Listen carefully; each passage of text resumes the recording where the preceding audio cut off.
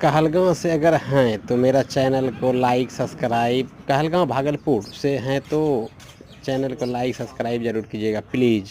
मेरे हाथ में जो है रेबीज वैक्सीन है, पर्सनल कुत्ता के लिए आता है। एक कुत्ता को आज से कुछ 2-4-5 दिन पहले एक कुत्ता ने काट लिया था।